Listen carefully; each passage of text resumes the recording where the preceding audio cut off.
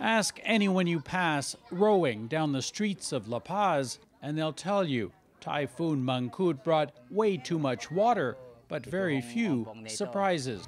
It peaked up to here, says boy Inocencio, before slowly coming down. He's lived in this waterlogged neighborhood all his life.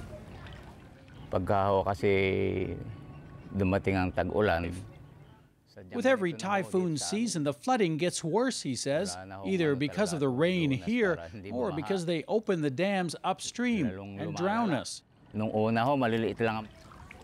They say reservoir walls weren't strong enough to hold all the water brought by Typhoon Mangkhut. 3 days after the storm, they're just starting to mop up at Our Lady of Peace Church. Up to here.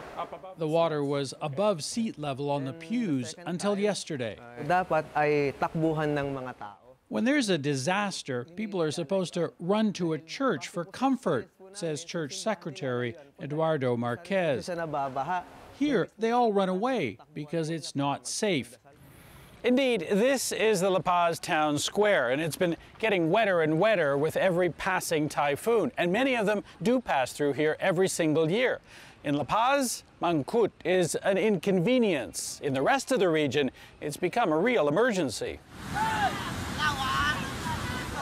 In the far north of the Philippines, raging waters swept away trees and roads, and a new video has emerged of a man in the middle of it all. He was later rescued, but high water elsewhere left several others dead. Flooding was also widespread in Hong Kong and across southern China, where 2.5 million people who were moved further inland for safety are starting to return. But what they'll find is their cities overwhelmed by the king of storms, as this was called. It's the kind of inundation people in La Paz are getting ready for, as the water keeps rising with every typhoon. Sasha Petrusek, CBC News, La Paz in the Philippines.